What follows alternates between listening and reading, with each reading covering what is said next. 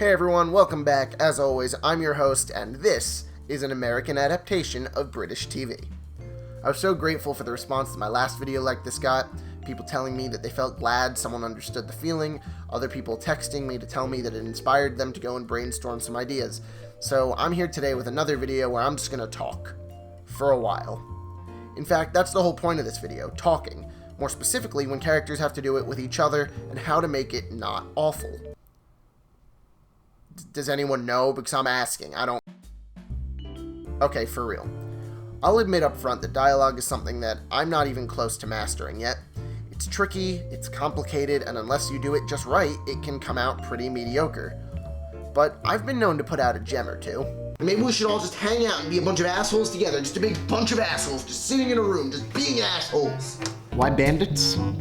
Because they're a freaking epidemic. You listen to me right now, John. If you ever see a band of bandits, you run the other way. At least you're not some cartoon that got canceled. What are we talking about? I think the thing that makes dialogue the most tricky is when you use too much of it. I'm known to use more dialogue than I probably should, and it's something that I'm always working on fixing. A project like Split Second, which had a limited amount of pre-written lines I could use for the contest I was entering, was a good exercise for telling an original story without explaining everything using dialogue. Something I try to do when I think that I'm bogging down a scene with too much is just read through it and cut as much filler as possible. Anything that doesn't serve the story but just fills time can and should go. Another pitfall of dialogue is writing in voices that are different from your own. This one took me a really long time to get the hang of, and hell, I'm still working on it. In real life, you only ever speak as yourself, so it's hard to get in the mind of your character and write in what would be their voice. At times like these, I think it's helpful to think of people you may know, or characters you may have already seen, that have a similar voice to the one that you're trying to write. This gives us something more concrete to go off of when creating interactions between characters that are entirely different from ourselves.